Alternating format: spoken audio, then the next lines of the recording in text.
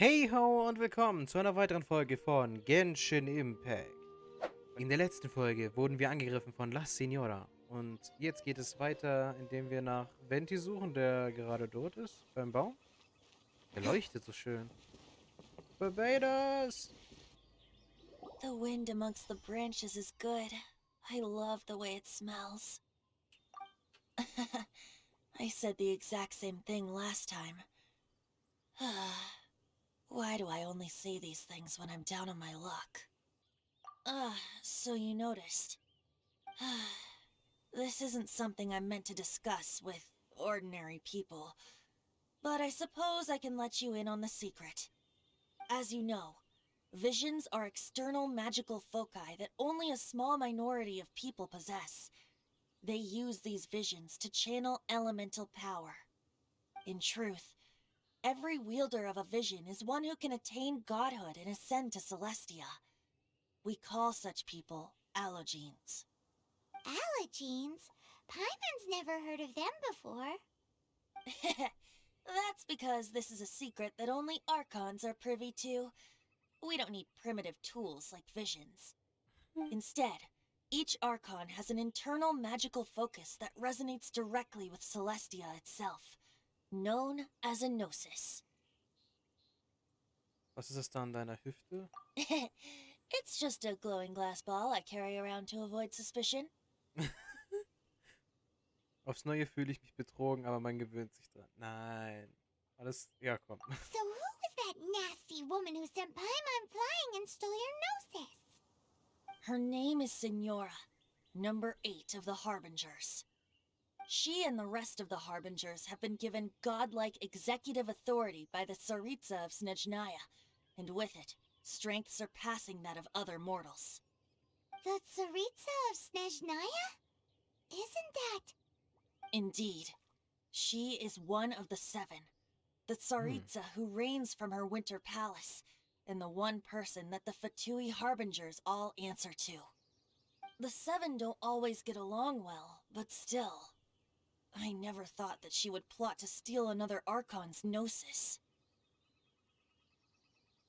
Was ist die, also die haben andere Namen dafür gesagt, aber hier steht Zarin des Eises denn so als Göttin. Wie ist die Zarin des Eises denn so als Göttin? How should I put this? 500 years ago, I knew her well, but I can't say the same is true now.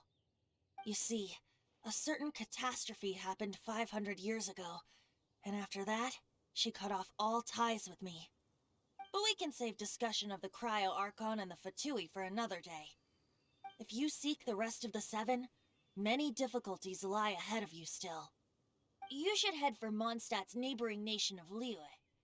The Geo-Archon who reigns there, unlike me, administrates his entire region personally. He only descends once every year to give his divine predictions, which set the direction for Liyue for the rest of that year. Even so, it sounds like he works much harder than a certain someone, In any case, this year's rite of descension is soon to begin. If you miss it, you'll just have to wait another year. Oh, dann gehen wir lieber schnell hin. Oh, why didn't you tell us before? Well, then bye! We're going! One moment, Windborn Outlander. Fremde, der den Wind fing. Tut mir leid, dass ich die Anemo-Kraft der Statue der Sieben unwissentlich angezapft habe. Das habe ich also gemacht. Just use it gratefully.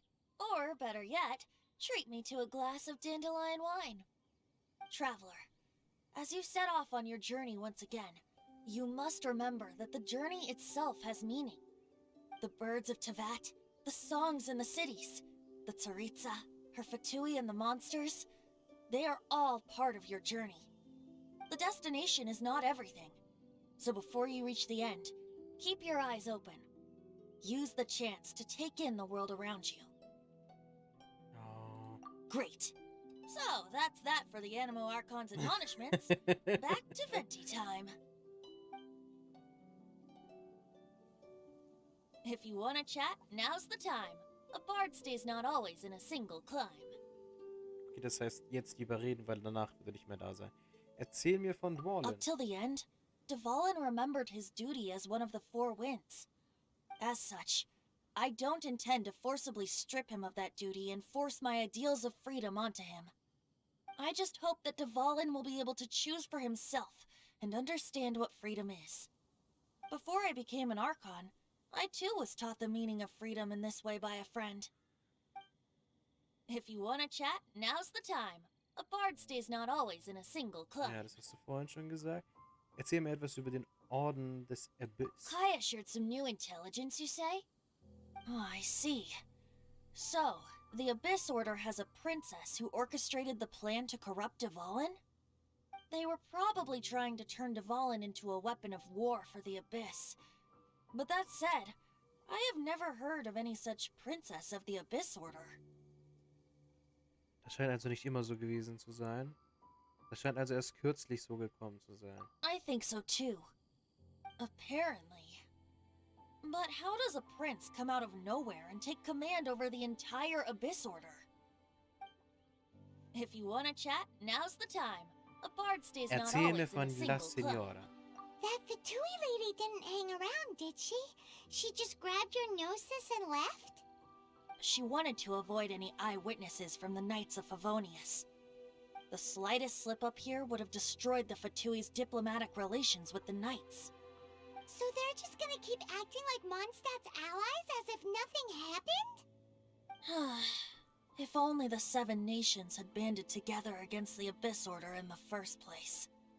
The Fatui possess the strongest military among the Seven Nations, yet they've used it to steal the Holy Lyre, covet the power of gods, and use Dvalin as a bargaining chip against the Knights. Speaking of the lyre, didn't Diluc say something like this before? He said that the Fatui can only run amok across the Seven Nations and threaten the Knights because of the Harbingers. Yes. As I said earlier, the Cryo-Archon has given them authority and strength beyond that of other mortals. The Tsaritsa... I haven't seen her in 500 years. What is she thinking? What's her plan? Whatever the answer is, I have a feeling it's only going to make your search for the Seven all the more difficult. Ja, das denke ich auch. If you want to chat, now's the time. A bard stays not always in a single climb. Erzähl mir etwas über die Gottheiten. As I said before, vision wielders are known as allogenes and may ascend to Celestia. A gnosis is a higher order nexus of elemental manipulation and is emblematic of an Archon's status as one of the Seven. But as for which of the Seven took your sister, I'm sorry, I don't know. Wait, as one of the Seven, I'm not clear of suspicion yet either, am I? Du hast nicht das geringste bisschen Ähnlichkeit, nee. Jetzt kennen wir ihn schon so lange, es gibt keinen Grund... Nee, das... Ja. Hang on a hot second. Tone Deaf Bard is just one of Bar-BAE-tos' many incarnations. Who's to say that... Jetzt kennen wir ihn schon so lange, es gibt keinen Grund, an ihn zu zweifeln. We're a great team indeed. Say, once you find your sister, how would you like to become one of the new Four Winds? Why not? You don't seem too into it. Hey, Tone Deaf Bard! If being one of the Four Winds means free food, you can consider Paimon. If you want to chat, now's the time. A bard stays not always in a single climb. Das wäre es soweit. Well then, best be off to Lille. If the dissension ritual you failed to tally, then another year you must dally. Das Lied von dem Drachen und der Freiheit. Oh, wir haben nochmal so ein Ding gekriegt. Ja, dann gehen wir... Erinnerung des sausenden Sturms. Neuer Auftrag. Adepten-Dingsbums. So, das war's. Nicht nur mit dieser Folge, sondern auch mit dieser Staffel. Buch 1 Anemo ist hiermit beendet. In der nächsten Folge geht es weiter nach Liyue, wo auch Buch 2 Geo beginnt. Ich wünsche euch noch einen schönen Tag und bis zum nächsten Mal. Tschüss.